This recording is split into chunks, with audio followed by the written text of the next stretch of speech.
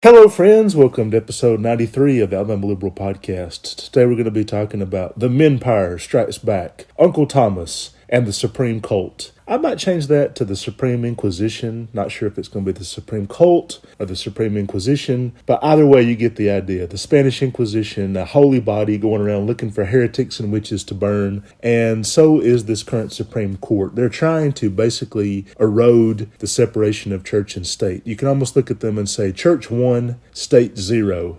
A lot of times, I don't necessarily like to just recap current events in these podcast episodes and my articles and anything I do in Alabama Liberal. On alabamaliberal.com, it's a one-man show in the sense of I do all the videos, I do all the podcast episodes, all the articles from beginning to end for the last 10 or 11 years. The reason I mention that is because I'll never break a story necessarily. Like the New York Times or Vox or the Daily Beast, they break stories or they do breaking news. Breaking news. If you want to know if Justice Scalia died or something that's actual breaking news, which CNN almost never is real breaking news, you'll go to one of those websites and you'll look that up because they're always going to be able to respond to that faster than I can. I'll never be able to beat them to the punch. The only things I've really talked about that they haven't are Alabama-specific things, like a specific thing about an Alabama politician or political issue. The Attorney General of the state, Steve Marshall, that's somebody that I've met before, that I have known personally, and so that might be something that I know more about than they do. But in general, they're going to beat me to the punch on anything that's not in my very specific wheelhouse. And so when it comes to my site, the only reason to do it and the only reason to provide any value or any interest to people, because it's not the money, I don't get paid to do it, is to kind of talk about issues in a different way. Not necessarily try to be the first to talk about it, but try to find new angles into it. So I don't necessarily want to do like just breaking news or big stories or recapping what you already know about. But yet, at this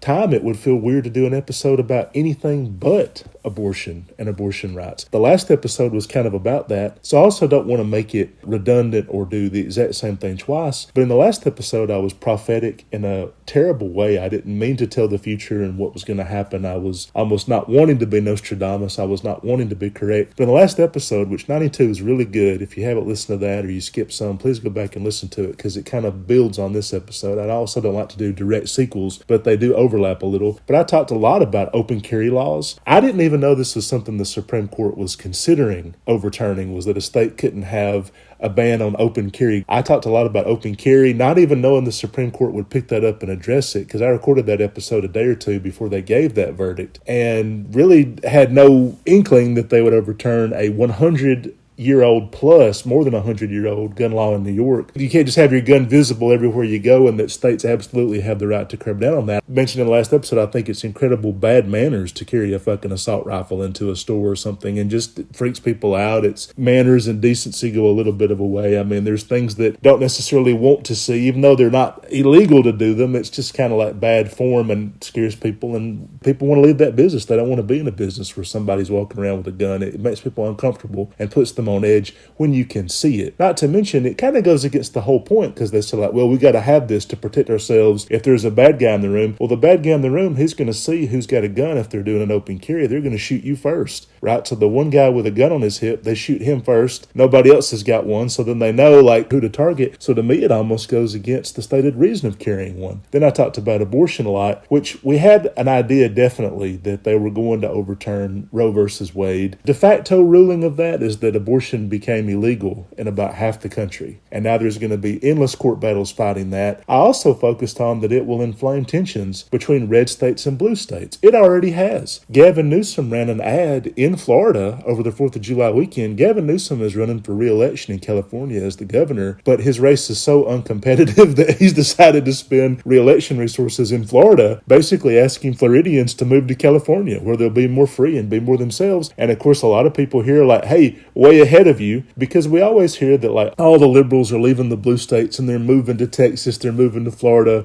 they're transforming these states. That isn't true at all. Of course, a lot of people from the South, they move to California. People from red states absolutely move to blue states as well. It goes both ways. In California, you can 100% find people. You go around asking people, where are you from? I've met 3 or 4 people from Alabama since I've been here. In New York, I didn't meet any people from Alabama. But, I mean, you're more likely to meet somebody from Afghanistan than Alabama in New York. But because it's LA and because it's very sunny and the weather's very warm and it's a climate that they're used to, you do meet people that are from Florida, from Alabama, from Georgia, just around people that I've met. Anecdotally, I've met more people from Florida or Virginia than I have met actual Californians in the time period that I've lived here. It goes both ways. I also don't believe that a lot of quote-unquote liberals are the ones moving to Texas and Florida. I think it's people that were semi-conservative in a state like California or New York, and they wanted to move to take advantage of a tax break. I think it's your soft conservatives or your apolitical people or your moderates, people that weren't strongly political one way or the other. The Republican logic of like, well, the only reason that Georgia and Texas are becoming more blue is because of all these liberals that are moving here, blah, blah, blah. I think that's a conservative fantasy because Elon Musk, he's moved to Texas. Is he a liberal? No. Joe Rogan, he's moved to Austin, Texas, I believe it is. Is he a liberal? No. They're trying to take advantage of a tax break. Bob Chapek, the CEO of Disney, like a real shithead and a Republican, actually gives a lot of money to conservatives and Republicans. Disney, which they've labeled as a liberal company that isn't a liberal company. Inside the company, you can see that manifested in 100 different ways. There's all these stories about they don't pay their people that well. They're not that big on the unions. Anytime the part people start talking about we want to make more than starvation wages, oh, this is liberal propaganda put out by the unions. They're very combative towards a lot of not having their stuff made in sweatshops overseas, their merchandise, having the parts be unionized labor. And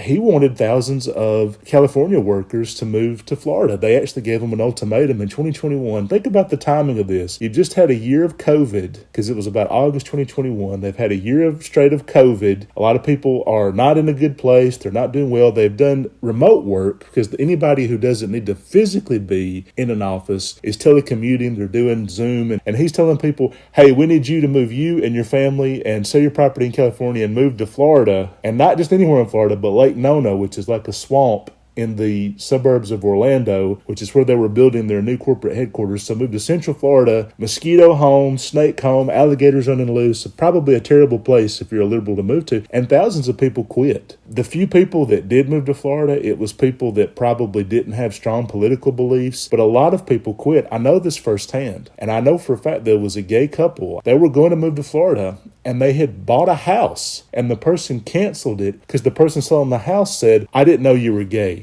I didn't want to sell my house to people like that. Now, you might wonder, why would they give a shit? If you're selling a house, you're selling a house. I'm selling a house. I don't care who it goes to or what they are necessarily. They literally had reached the deal. They had agreed on a price. It wasn't finalized. They're complete. But the seller backed out of it because they didn't want a gay couple that was married, a married gay couple, which they said we don't believe in that. That's not our beliefs. They didn't want them to buy that house. Other black employees have decided not to move to Florida because of things like the Stop Woke Act, where DeSantis put in a law that says basically you can't talk about anything that makes white people uncomfortable at work. If there's anything that white people feel is bigoted towards them or racist towards them, anti-racism training, discrimination training, diversity and inclusion training and things like that, basically make a fuss, and they can either opt out of going to that stuff or they could potentially sue the company if they force them to go to that stuff. So you have to think, well, we're in California. Our complaints are barely being listened to as it is at a company like Disney, which is 95% white at the corporate level. And you want us to move to Florida, where they're literally making things like within Disney, there's something called the Wakanda Group, which is a group for black employees and kind of a networking thing. And that way they can feel supported within that corporation. And really, it's just a way for black people to talk to each other. And it's not anything about the way hiring is based on or promotions are based on, but isn't really even necessarily helpful to the people that are inside of it. I mean, there's never been somebody who's been like, well, I beat out 9 white people for a promotion just because of the Wakanda Group's connections they put me through. It's almost a way for Disney to say it's a way for black people to talk to each other, and it looks like we're doing something. The cops are on the beat, and more than anything really that would necessarily give them an advantage over somebody else. But what happens if they get to Florida and then somebody decides, well, this group right here, because they're interested in minority talent, or they're talking about issues within management, they're talking about systemic racism within promotions and hirings, which Disney suffers from, that group it goes against the Stop Woke Act. What happens if they make a court case out of that? So a lot of black people and gay people, they've decided not to go to Florida. A lot of people that are just strongly liberal and are white have decided not to go because they just don't want to raise their kids in DeSantis country. They don't want to go to a state where the governor has decided not to order vaccines for children under 5 through the state health agencies. Now, I assume you can still get them through your private insurance companies, but in terms of making that fully available, he's the only state out of 50 governors, the only one that said he's not going to order it for kids 5 and younger. This affects my daughter. For a long time, too young to get the COVID vaccine because they didn't develop it for kids under 5. It took them forever. It was a huge pain if you were trying to do a cruise or trying to do international travel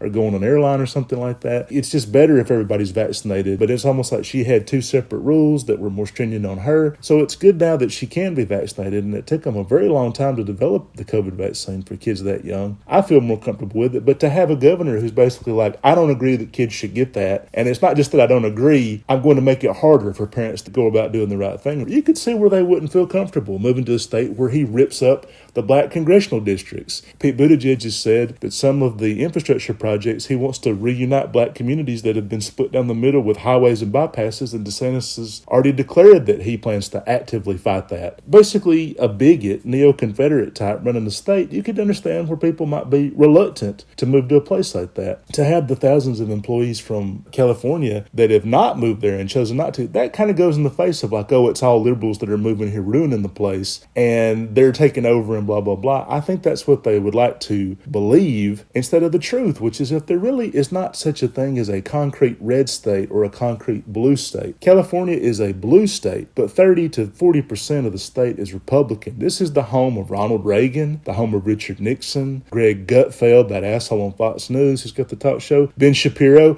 Ben Shapiro's like, oh, I think that the best we can hope for is a conscious uncoupling of red and blue America, that they basically can just get a divorce and there's a red country and a blue country. He's from California. So you have to look at this asshole in the media proposing these ideas and say, yeah, but which country would you live in, Ben? You know, because you're from California. I'm assuming most of your friends and family live there. Probably all of your wealth is in New York and California. That's where you get paid. And I don't know if you technically on paper say that you live in Idaho or some shit like that so you can get out of paying taxes. Where would you live, really and truly? And would it be easy for you to move back and forth between two countries? With New York, almost all the Fox newsroom is from New York. Rudy Giuliani and Maria Bartiromo and Ann Coulter and Sean Hannity and Bill O'Reilly. I mean, it kind of gets to be a bit comical when you look at all the people that Republicans listen to talking about, oh, coastal elites. Well, Tucker Carlson is a coastal elite, and Ann Coulter is a coastal elite, and Bill O'Reilly and Sean Hannity. And so you look at these people ranting and raving about all these coastal elites on Fox News by coastal elites. Donald Trump, of course, is a legendary lifelong New Yorker. New York City, born, bred, raised, never would really think about living anywhere else until he ran for president. I think the idea of a red state and blue state is manufactured. And when people talk about, oh, well, if you want to try to, expand the Supreme Court or reform the Supreme Court, you better just go ahead and get ready for a civil war. How are you going to have that when 30 to 40% of Alabama is Democratic, 30 to 40% of New York is Republican? The states are mixed together. It's not like the slavery days when pretty much every community was a little bit homogenous, and the people that weren't, they were slaves. They couldn't vote. They couldn't voice their objections. Like the slave owners didn't go out and take a straw poll amongst their slaves. Hey, how many of you would like to be free or whatever? They didn't care, right? They didn't give them that choice. So today, because people are not really divided along just strict economic lines of there's slave states and non-slave states, and the slave states make a shitload of money off this industry, and the non-slave states would like to see it ended for either moral reasons or perhaps their own economic reasons, where they think like we can't compete with these wages where there's people that don't get paid anything, and so you can't really divide the country in that way anymore. But the Supreme Court is trying to do that, because when they kick an issue down to the states' rights level, that basically guarantees that you're inflaming tensions between the states. As I used the example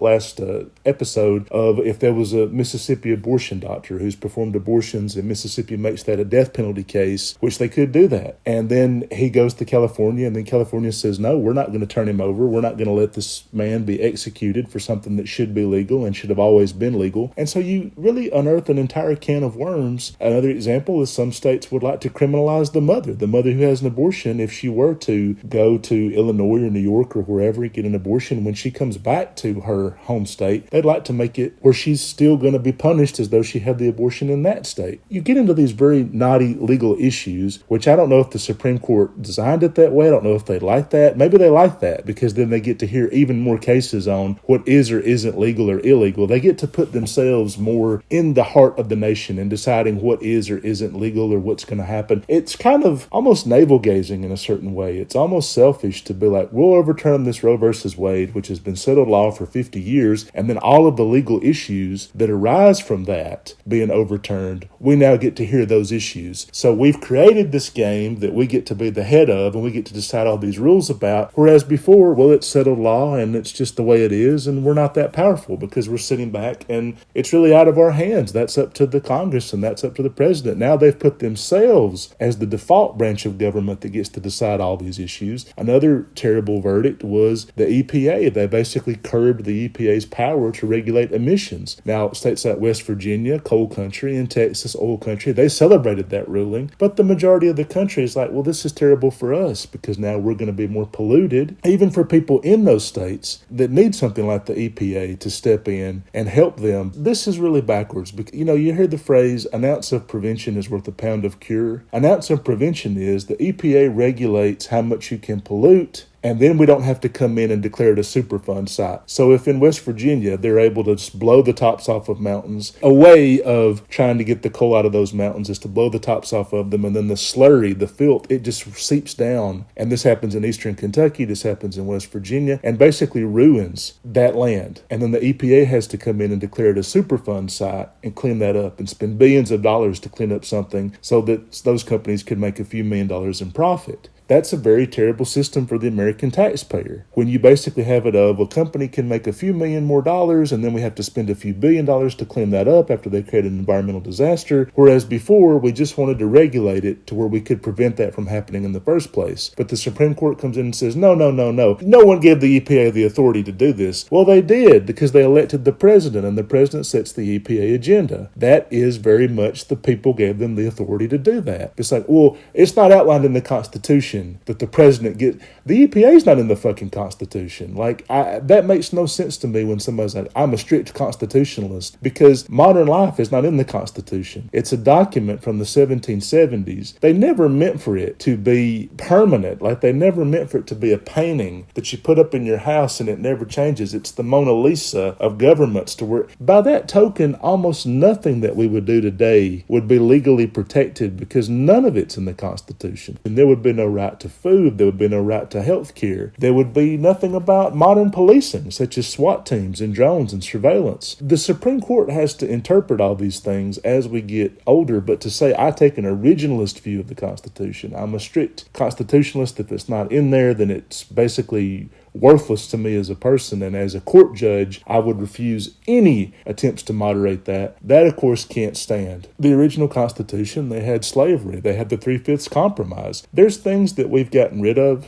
from the original Constitution that if you were a strict constitutionalist or a textualist or an originalist, however you choose to phrase it, you would then have to revert and put back in there. We've gotten rid of some of our craziest things, like slavery and like the 3/5 compromise, and like the fact that voting was left up to the individual states. Because again, there's nothing in the Constitution about a woman can vote or a minority can vote or somebody who doesn't own property can vote. They left that up to the individual states, and they pretty much decided against those things for most people. That's why women's suffrage was such a huge deal. But if you start overturning that and going right back to that, you overturn all the amendments that have been passed in the last 200 years just about. And then there is no women's suffrage. And there is no, you must allow people to vote no matter their skin color and things like that. And if the Supreme Court was to say, well, we'll just kick all this back down to the states, it wouldn't be a huge surprise to see 30 states go and be like, oh, well, since we're strict constitutionalists. And of course, that's all self-serving because white males basically run state governments. And so if they were to go back and say, we'll make it harder for anybody but white males to vote, they know that that helps them. I think it was 2012. If only white males could have voted, Mitt Romney would have won 48 states. I think it was only Vermont and one other state. If only white males could vote, that Barack Obama would have won. So 48 state blowout. Of course, the result of that, in reality, where everyone could vote, was that Barack Obama was reelected. Mitt Romney didn't win. They know why they're doing these things. The reason that this episode has the title of Uncle Thomas in it, there's a lot of definitions for sellout black people. Black people in the community, they have they call them sellouts. They might call them Uncle Toms. Black people that go out of their way to bash other black people like Bill Cosby did once upon a time, or to be overly accommodating to white supremacists and racists. And they use these different terms, sometimes step and fetching. I've heard that one before. There's a lot of different terms. Some of them are racial slurs. I won't say them on this podcast, but you know what I'm talking about. There's at least 5 or 6 terms you could think of. Well, they might have to change it to Clarence Thomas. So instead of Uncle Tom, it could just be Clarence Thomas, because actually in the novel Harriet Beecher Stowe wrote, Uncle Tom is for civil rights, and he's actually not, the way that term came about is actually not totally accurate. Clarence Thomas would be very, very accurate. I'm not sure that this is a guy who even necessarily knows he is black when you listen to the rulings he makes and the rulings that he writes down. And I'm very reluctant to say that, because for a long time I've been very sensitive to criticism that interracial couples get. I still am, basically. I shouldn't say for a long time, as though I'm not anymore. Kind of the way that a lot of people in the black community think about it, which I believe is wrong, is that if somebody is interracially married, they are a sellout to the black community. You've heard people say that before. And so I've always been critical of that. I don't think there's any connection between if a black person's married to a white person and their commitment to civil rights and being pro-black, and people say I'm black and I'm proud. I don't think there's any conflict between that and who you choose to marry and who you fall in love with. You may have someone like Kamala Harris, and people use that to diss her. They're like, she's not even really black. And they're saying that because she's married to a white guy. Barack Obama is only half black, but he was married to Michelle, and I never really heard that criticism of him. I never really heard people question, is he black enough? Is he liberal enough? Is he sympathetic to black people enough? Does he care enough about civil rights? I never really heard those arguments towards him, even though if you actually look at his time in office, very little of the things he actually did were specifically geared towards the black community. A lot of younger black people who would never criticize Obama, they think Joe Biden's like a Dixiecrat in Delaware clothing or whatever. People say, what is Joe Biden? What has he done for black people? I'm like, well, private prisons at the federal level, he got rid of that. He doesn't want private prisons at the federal level, which is huge because that's a big part of incarceration. Hopefully that trickles down to a lot of states. He made Juneteenth a holiday. He has had the most diverse presidential cabinet in American history. His Secretary of Transportation, Buttigieg, has even said he wanted to use the infrastructure money to reunite black communities. I mentioned that earlier. He's given probably more speeches about civil rights than probably Bill Clinton and Barack Obama did at similar points in their presidency. And of course, Kamala Harris. I don't know that people can really say that he has been terrible for the black community, or he hasn't done kind of what he said he would do or what he set out to do. I don't really know necessarily where that perception comes from, but it's just interesting to me that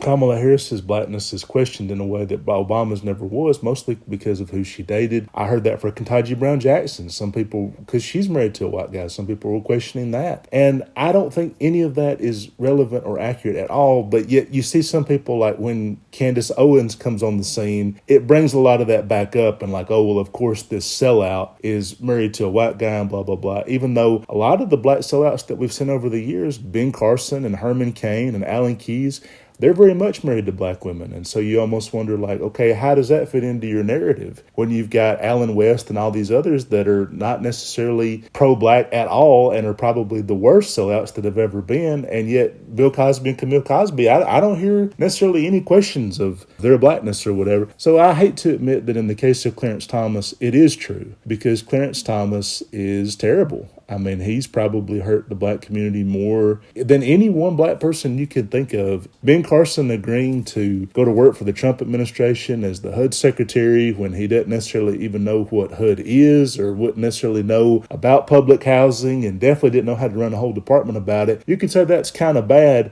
but you can't say it's as bad as Thomas overturning Roe versus Wade. As a percentage, black women are about twice as likely to get an abortion as white women. And some of that, it begins with the care that they don't have in the beginning, like access to birth control. There's a lot of stigmas about birth control. I'm talking about a lot of black women have never been on birth control, and they believe that there's something wrong with it in terms of like, oh, they're using that to sterilize us. If we ever get the depot shot or the IED and we ever get that put in our bodies, then will never be able to have kids. How come you've never even attempted to have birth control? The Tuskegee experiment, which is not really relevant necessarily, but I think there's that suspicion of the medical community in general, and also that they're very religious as a group. And a lot of black pastors and black churches, they don't necessarily advocate using birth control and things like that. So when you get into the inequities in healthcare in the beginning, some of it regression in sexual attitudes, just some of it not having the same sexual attitudes. Like some white women might be like, oh, my mother took me to the side and she explained about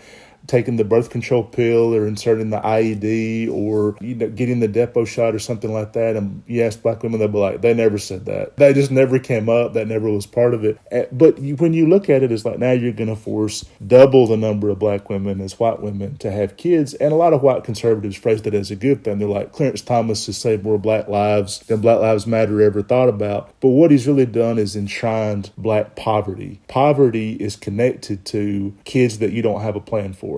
And I'll say teen pregnancies, I could say accidental pregnancies. Basically, the younger someone is and the less planned that a pregnancy is, the more likely it is to have an effect on their entire lives. And I have seen statistic after statistic of that. I've seen anecdotal evidence of that. There were black women I knew at Auburn University that got pregnant. They dropped out of college. They didn't finish. The guy that they got pregnant by was like, I'll be there, I'll stay with you.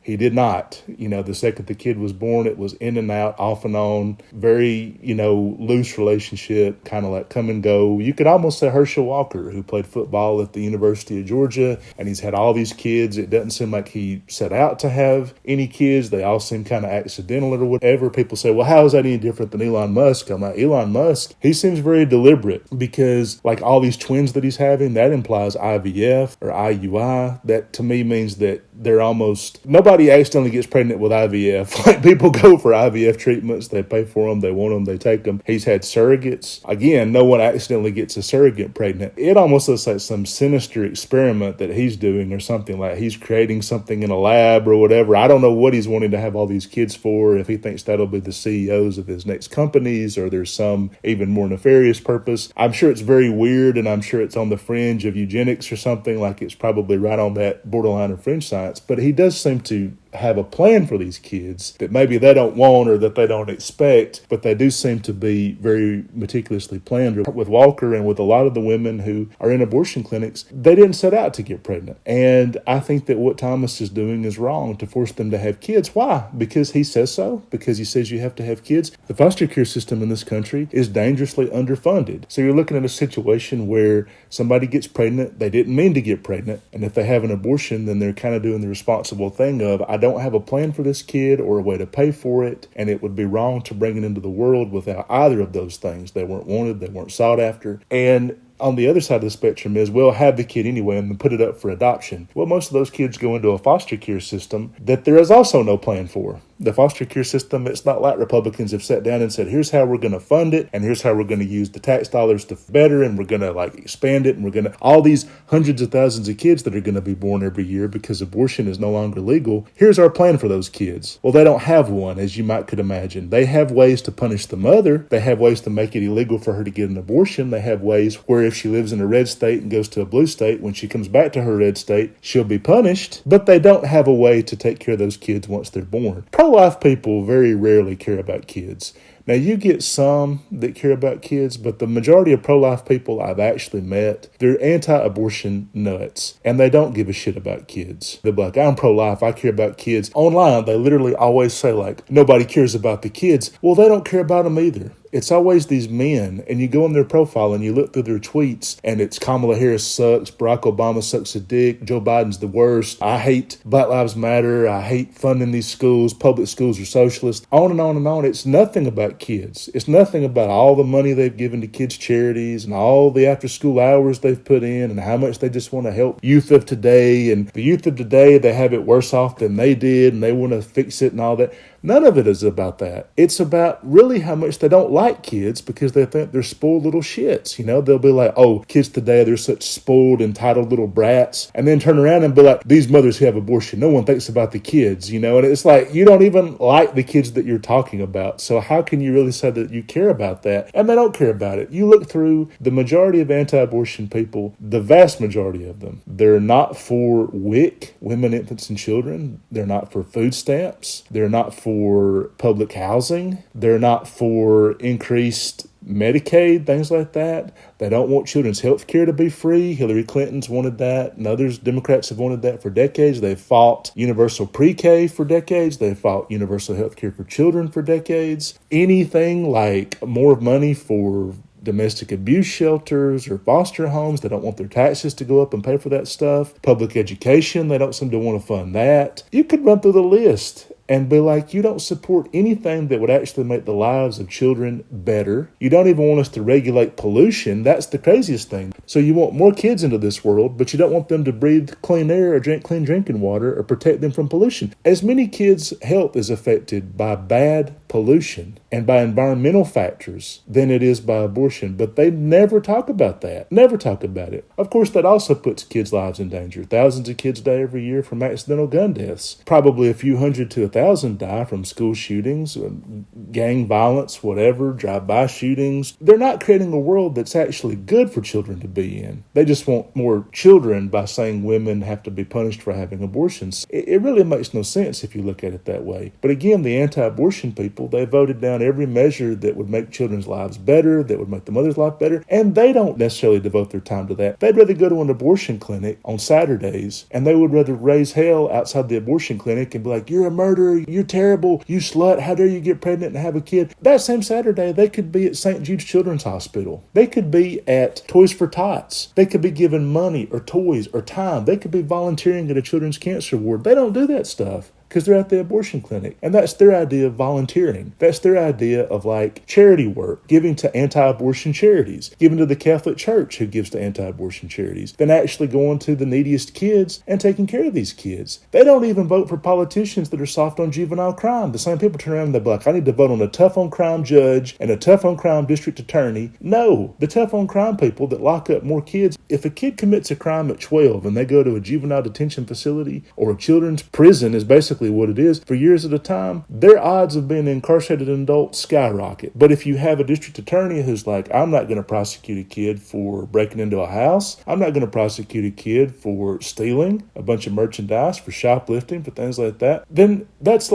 lot better for the kids' lives. They don't even believe in that. And this is anecdotal, but most of the anti-abortion people I've met, they're really assholes. I'm just saying as a general group, they're a hate-filled group. And this is just the people that I've interacted with online and in person. This is a group that doesn't care about other people. And a lot of their rhetoric, if you get past it, it eventually stops being about the kids at all and being like, women today think they can do whatever they want to do. All these women outside the abortion clinic protesting, some of them bring their own kids there. And they have kids of their own that they clearly don't necessarily take the best care of because you wouldn't take them outside an abortion clinic. Like my son, I could be like, well, should we maybe go to the park today? Or should I take him outside an abortion clinic and call strangers sluts and have him hold a sign that says abortion is murder? That's traumatizing for a kid. And I don't think a responsible parent would necessarily take their kids there and do that kind of thing. We hear people say, a responsible parent, they would never want their kids to learn about gay and LGBTQ rights. Well, what responsible parent would want their kid to hold a sign that says killing babies is murder or whatever? You don't think that would be traumatizing for them to hear things like that? I think a lot of these women at abortion clinics, I think they're jealous. I think they look at women that are liberated and they're about to get their lives back and they're about to do whatever they want to with their lives. If you're a young single woman in America today, you have a lot of choices. Jobs are better than they have been for a long time. You can move. You can be like, you know what? Just because I was born in Alabama, that doesn't mean I can't move to New York or Los Angeles or wherever I'd like to move. I can pick up, I can move, I can get a good job. On Instagram, things are more positive for women than they've ever been. There's a big movement on social media to stop shaming women for basic life decisions that they've always had to make. Talk about periods. If they want to have sex, don't shame them for that. I mean, there's a big acceptance movement around women that is fantastic and great. Now, not everybody's on board with that, but it's just good to see that it's out there. Women have started sharing pictures of their cellulite on social media and things like that. And other women say, like, you look great. This is good. There's no reason that a woman has to be a certain size or whatever you could think. There's a big positivity movement. And I think these women that have had kids, I think they look at these women that are liberated and they can do whatever they like and they have unlimited choices and their life's kind of a romantic comedy like, hey, I'm rebel Rebel Wilson dating a woman. I'm doing whatever I like. I'm walking down the street. I'm in my sundress. I'm feeling good. The sun's shining. The birds are chirping. I think they look at them and they're jealous. They're jealous as hell, and they want them to make the same decisions that they did. They're like, I had kids too young and with no plan, and it kind of trapped me in a situation where now I'm not thinking about what would I like to do on a Saturday night. I'm thinking about what do I have to do? How do I pay the bills? Can I negotiate with food stamps to get a little bit more because of these kids I can't take care of? Their lives have become very, maybe not as fun as they could have been, or definitely not as independent as they would have been. Not as like my choices are my own, and I think about no one else but myself. They look at these women, they're like, they're selfish, but they're jealous. They would like to have that freedom for themselves, and they'd like these women to make the same mistakes, which is why watching documentaries I saw, and there was some PBS documentary where there was a woman who, she said, yeah, outside the clinic, this woman told me she was going to help me take care of my baby, and then after it was born, she'd give me money every month. After it was born, nothing. No money, no contact. It was basically like, you can help us come out here on Saturdays and protest these clinics, and we can rope more suckers into this lifestyle that we've chosen for you. But it was no support after the kid was actually born, which I'm not surprised about. A lot of the people that talk about, yeah, we'll help you, we'll pay this, we'll give you this money, we'll do that and this, they don't do any of that stuff. And that shouldn't really be a huge surprise for people that they don't do a lot of that stuff. But there isn't that support there because, again, look at how people actually vote. The reddest states are the most anti-abortion states, but they're also the states with the worst social safety net, the worst education, the worst social safety net, the worst funding for programs, the least amount of money going into things that would actually make kids' lives better. So we can see a huge overlap with that. You point things like that out, and eventually the anti-abortion people, they'll say, well, why should I have to pay for someone else's mistake?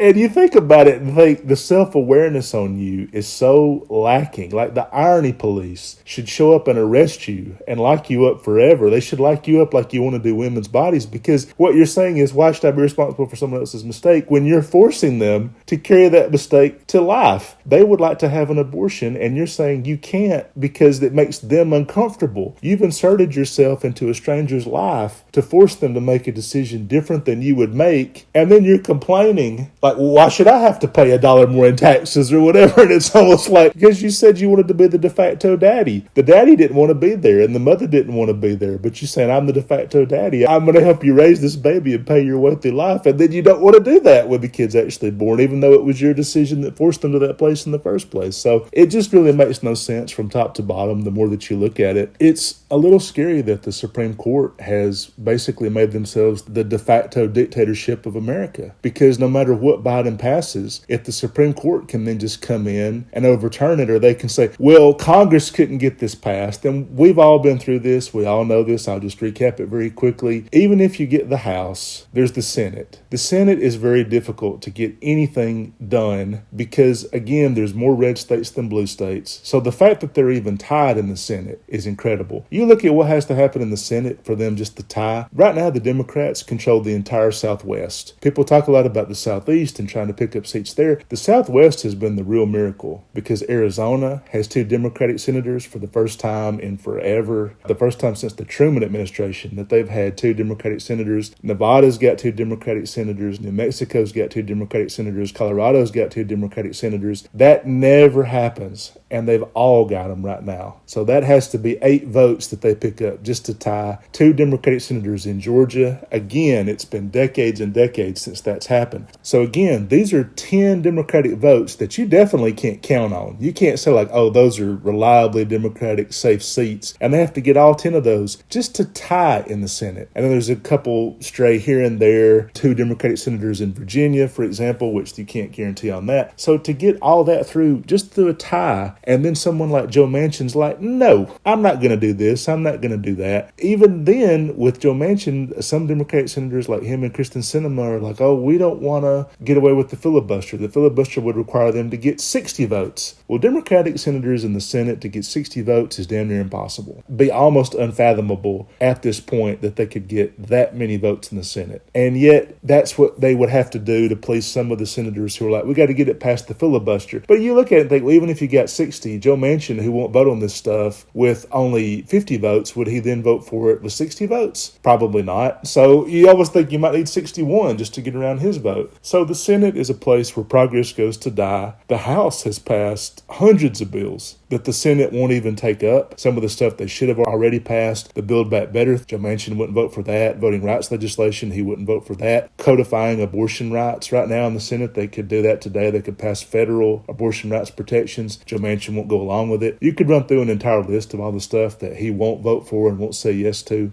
For the Supreme Court to kick that to Congress and say, well, Congress needs to pass all this and get it done that way is nearly impossible. And then I was curious because I thought, I talk a lot about how it's very difficult to get amendments passed. 2/3 of states have to ratify them, which is obviously very difficult when there's 2 Dakotas and only 1 California. So I thought, what was the last amendment that the states actually passed? It was in the 90s. So you got to go back 30 years to the early 90s. They passed an amendment that said if Congress votes themselves a pay raise, it doesn't kick in until the next congressional term. Really weighty, substantial issues, right? Like a pay raise for Congress and the exact timetable that it kicks in. So if this Congress votes themselves a pay raise, they have to be reelected before they can enjoy it. Really material stuff to the health of the nation. And then before that, it's the 70s. So in about 50 years, there hasn't been an amendment of consequence passed at all. You may have seen the show Mrs. America. Talks about the Rights Amendment and how they were set to pass that back in the 70s, and it got stalled because of Phyllis Schlafly, one of the all-time anti-women. If there's an Uncle Thomas, there should be an Aunt Phyllis because she definitely killed the Women's Rights Amendment, Equal Rights Amendment. And then you go through and you look at okay, that died and that couldn't get passed. And then when they finally got enough states to ratify it, it expired in Congress and Mitch McConnell wouldn't pass it. It's an incredibly slow and tedious way to get anything done. So the Supreme Court kicks it down to the state level. Very terrifying and scary. Things can move very quickly at the state level. In Florida, if you just look at everything DeSantis has done, and I'm not trying to beat a dead horse, but I will talk a lot about DeSantis in the next few episodes because I do think he will probably be the Republican nominee in 2024 because he's terrible, but he doesn't have Trump's baggage. It's like he's as evil as they could get without Trump's baggage, and I could see where that'd be very appealing for a lot of Republican voters. I would almost think the 2024 nominees might be Kamala Harris versus Ron DeSantis. If I had to, you put a gun to my head and told me to pick 2 candidates today, I would almost think it might be a contest between those 2. But DeSantis, just this year, has been able to rip up black congressional districts. He's been able to pass the Don't Say Gay bill. He's been able to pass the Stop Woke Act. He's been able to hurt Disney. He stripped some of their property away from them. The Reedy Creek property, he stripped that from them,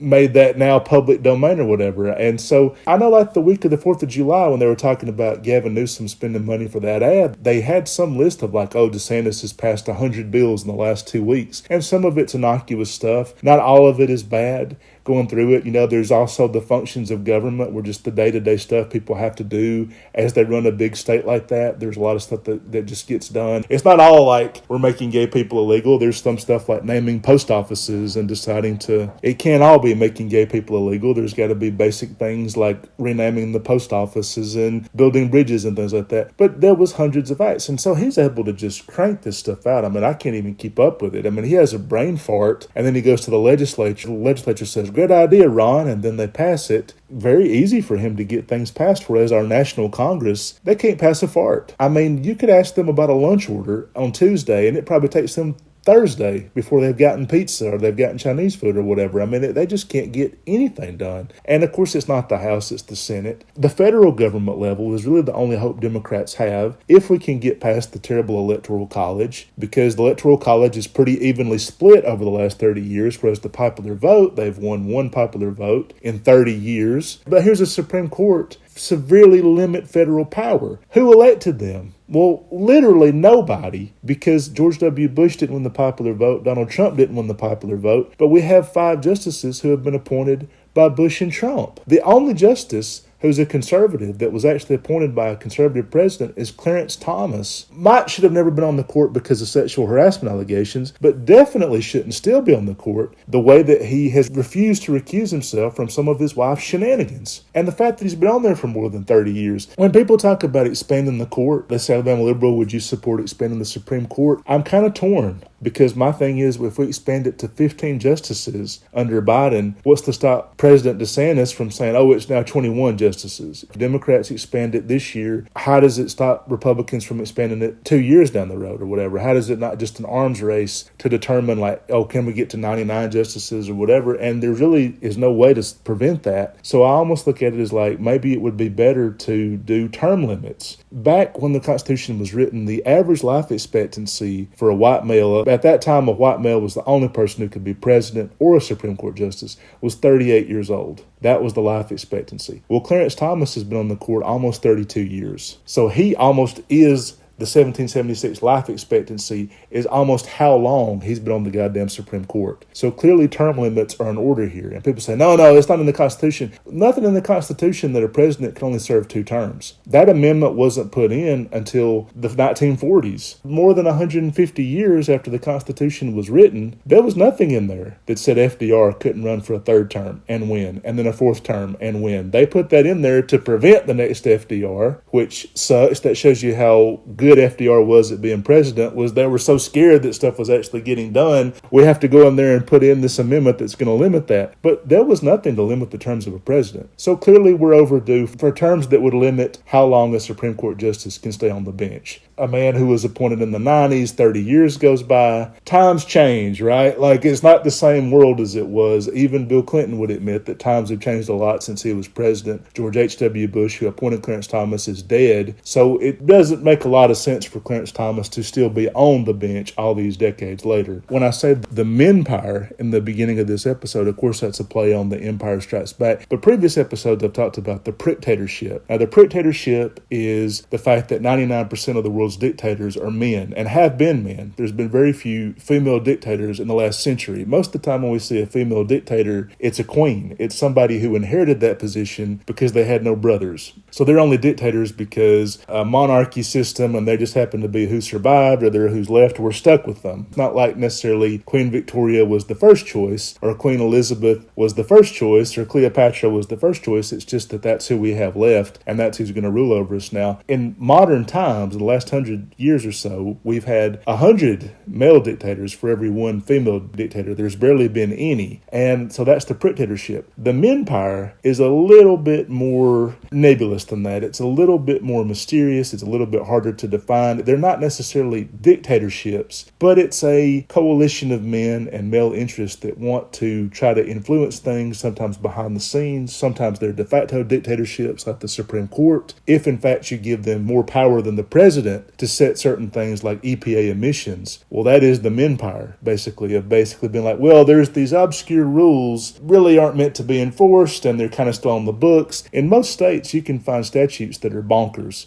Stuff like a woman can't spit on the street without being beheaded. And I mean, that's an example, but I mean, there's a lot of statutes that were on the books that were never taken off. They're still on there, technically. Until the Supreme Court could be like, well, we have to enforce the 1896 law. A pregnant woman cannot be seen in the street, or that if she makes eye contact, she should be horsewhipped. They can find things like that and choose to say legally enforcement. But there's things like common sense. There's things like we're not the same people we were 100 years ago. That should play into a certain aspect. It doesn't with the Supreme Court. Judge Alito talks about things as though the 1300s never ended. These people live in a bubble. They have very little exposure to the outside world, and they frankly don't care about the outside world, and they're not interested in that. A little bit like the Catholic Church, which is shuttered up in Vatican City. They've got all these books from hundreds of years ago. In the great movie Spotlight, the Stanley Tucci character, he was talking about, you think of court cases in terms of week to week. The Catholic Church thinks in decades. They think in centuries. And so if they can find a statute that says, well, back in the 1600s, it was legal for priests to abuse kids or whatever, that's what they might fall back on, because that's how little connected they are to the outside world. That's how little they care about it. And I think Thomas and Alito and Gorsuch are 100% there. I think it was crazy that Kavanaugh was seen as the swing vote for abortion. They said of all the justices, Roberts might pull Kavanaugh to his side. He might convince him that abortion rights should be protected and Roe versus Wade is necessary. How desperate are you when Brett Kavanaugh is your swing vote? And you see he was at a steakhouse or something and protesters were protesting him.